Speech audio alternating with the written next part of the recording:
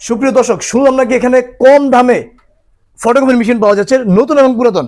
ওয়াহিদ ভাই, সালাম আলাইকুম ভাই। জি বলুন। সালাম ভাই, আপনাদের এখানে নাকি কম দামে ভাই মেশিন পাওয়া যায় ভাই? কম দাম মাত্র 15,000 টাকা। কি বলেন আর ভাই? 20,000 টাকা, 25,000 টাকা, 30,000 টাকা।